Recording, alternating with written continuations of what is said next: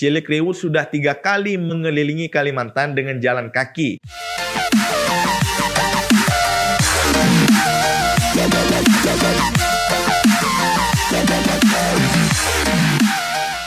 Halo WhatsApp Sob, Assalamualaikum warahmatullahi wabarakatuh. Om Swastiastu, Namo Buddhaya, salam kebajikan. Adil Kak Talino, Bacuramin Kak Saruga, Basengat Kak Jubata Arus. Kembali lagi dengan saya Denny di channel Borneo Blog. Terima kasih kepada kamu yang sudah mengklik video ini. Tapi sebelumnya jangan lupa ya Sob, klik tombol subscribe, loncengnya jangan lupa agar kamu nanti tidak ketinggalan video-video berikutnya di Borneo Blog. Oke Sob, pada sore hari ini saya akan bercerita tentang biografi salah satu orang yang sangat berjasa bagi Kalimantan, yaitu Cilik Riwut. Cilik Riwut hingga akhir hayatnya Sob adalah seorang purnawirawan TNI. Beliau lahir di Kasongan, Kalimantan Tengah pada tanggal 2 Februari 1918 Sob. Dan beliau meninggal di Banjarmasin, Kalimantan Selatan pada usianya ke-69 tahun. Tepatnya pada tanggal 17 Agustus 1987. Cilik Riwut juga merupakan gubernur Kalimantan Tengah dan juga bergelar pahlawan nasional atas jasa-jasanya yang turut memperjuangkan kemerdekaan Indonesia dan memajukan daerah asalnya, yaitu Kalimantan Tengah. Sebagai seorang pemuda Dayak yang berasal dari Kalimantan, beliau ternyata sangat bangga menyebut dirinya sebagai orang hutan Sob, karena beliau lahir dan besar di belantara hutan Kalimantan. Beliau adalah seorang pecinta alam sejati yang sangat menjunjung tinggi budaya leluhurnya Sob. Ketika masih belia, beliau juga sudah mengelilingi Pulau Kalimantan sebanyak 3 kali. Hanya dengan berjalan kaki, naik perahu, dan naik rakit. Cilik Riwut ini Sob ternyata adalah putra Dayak yang berasal dari suku Dayak Nganjuk. Jadi dia juga seorang pahlawan yang masuk menjadi anggota KNIP. Perjalanan dan perjuangannya kemudian melampaui batas-batas kesukuan untuk menjadi salah satu pejuang bangsa Sob. Jadi KNIP ini adalah Komite Nasional Indonesia Pusat. Penetapan Cilik Riwut sebagai pahlawan nasional itu berdasarkan SK Presiden RI nomor 108/TK/tahun 1948 Sob. Tepatnya pada tanggal 6 November 1998 yang merupakan wujud penghargaan dari pemerintah Indonesia atas perjuangan beliau pada saat masa kemerdekaan dan pengabdian membangun Kalimantan Tengah. 1930 adalah hari kelulusan Cilik Riwut Sob dari sekolah rakyat di Kasongan pada usianya yang ke-12 tahun. Setelah itu beliau merantau dan melanjutkan belajar di Taman Dewasa Yogyakarta. Dan pada sekitar tahun 1933 sampai 1936 beliau sempat mengikuti sekolah perawat di Purwakarta. Sekolah rakyat setara dengan SD Sob, Taman Dewasa setara dengan SMP. Menurut beberapa catatan, Cilik Riwut bersekolah atas bantuan dari Zengding. Zengding merupakan sebuah serikat Protestan yang didirikan di Belanda tahun 1797. Serikat ini bergerak dalam bidang pewartaan Injil untuk bangsa-bangsa di luar Eropa. Keputusan Cilik Riwut merantau dan bersekolah keluar Kalimantan ternyata memiliki latar belakang mistis Sob. Keluarga Cilik Riwut memiliki kebiasaan untuk bermeditasi di Bukit Batu. Meditasi ini juga disebut laku tanpa Sob dalam bahasa lokal di Kalimantan Tengah.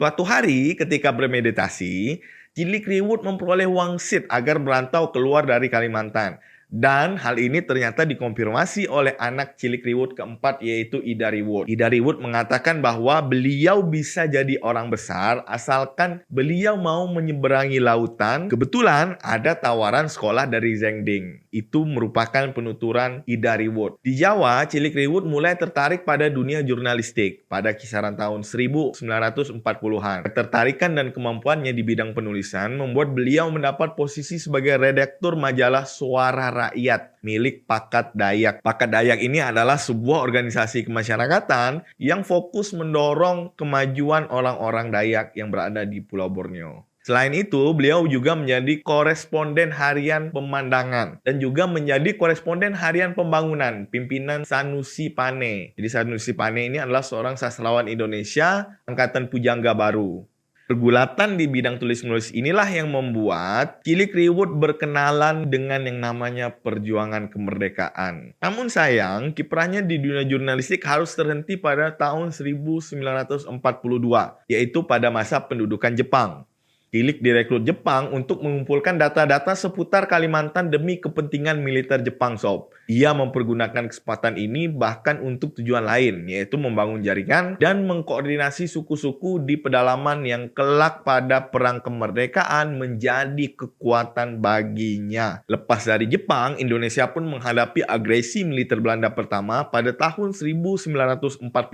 Peristiwa ini membuat peran beliau semakin menonjol, terutama ketika tergabung dalam pasukan penerjun pertama Indonesia yang beroperasi pada Oktober 1947.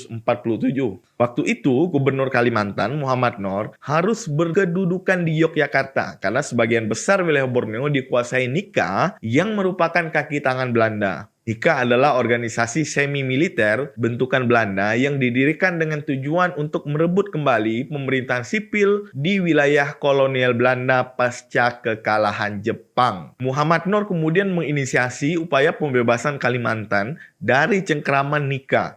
Cilik Riwut sebagai pemuda Kalimantan dimiliterkan dan menjadi komandan MN 1001.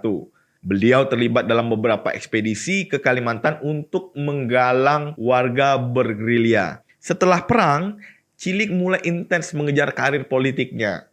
Jadi pada tahun 1950, ia menjadi wedana di Sampit dan pada tahun 1951 sampai 1956 sebagai Kepala Daerah Swatantra tingkat 2 Kota Waringin Timur. Cilik Riwut juga kerap mengemban beberapa tugas jabatan berbeda dalam rentang waktu yang sama, Sob. Misalnya pada tahun 1957, ia adalah residen pada kantor persiapan pembentukan daerah Swatantra tingkat 1 Kalimantan Tengah di Banjarmasin. Hingga akhirnya beliau menjadi Gubernur Kalimantan Tengah. Cilik Riwut adalah orang yang sangat berjasa bagi masuknya Pulau Kalimantan ke pangkuan bumi pertiwi Indonesia. Jadi pada tanggal 17 Desember 1946, sebelum agresi militer pertama, Cilik Riwut mewakili 185.000 rakyat yang terdiri dari 142 suku Dayak, 145 kepala kampung, 12 kepala adat, 3 panglima, 10 patih, dan 2 temenggung dari pedalaman Kalimantan yang bersumpah setia kepada pemerintah Republik Indonesia secara adat di hadapan Presiden Soekarno di Gedung Agung Yogyakarta, Sob. Sumpah ini berarti Kalimantan itu telah menjadi bagian dari Negara Kesatuan Republik Indonesia.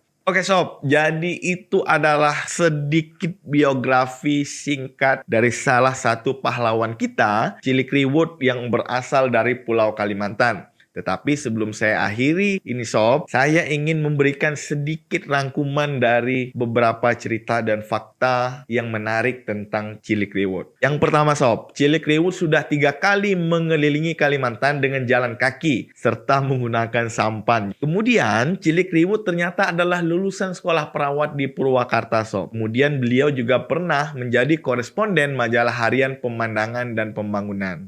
Beliau juga terlibat dalam operasi penerjun payung pertama di Indonesia pada tahun 1947.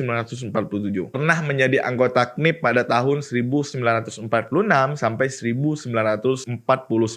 Beliau juga pernah menjadi Gubernur Kalimantan Tengah pada tahun 1958 sampai 1967. Beliau juga sangat fanatik dengan angka 17. Beberapa contohnya, Sumpah Setia Kalimantan ke NKRI pada tanggal 17 Desember. Peletakan batu pertama Kota Palangkaraya pada tanggal 17 Juli, menjadi Gubernur Provinsi ke-17 Indonesia. Kemudian pada hari Senin tanggal 17 Agustus 1987 yang bertepatan dengan Hari Proklamasi Kemerdekaan Indonesia, beliau meninggal setelah dirawat di Rumah Sakit Suaka Insan karena mengidap penyakit liver atau hepatitis dalam usia ke-69 tahun, Sob. Namanya kini diabadikan untuk salah satu bandar udara dan jalan utama di Palangkaraya. Oke, Sob, demikian cerita kita pada sore hari ini. Banyak-banyak terima kasih bagi sobat-sobat yang sudah menonton video ini sampai akhir. Tapi jangan lupa tombol subscribe, like, komen, dipencet, Sob, biar kamu tidak ketinggalan video-video berikutnya yang menarik seputar Kalimantan. Sampai ketemu di video berikutnya.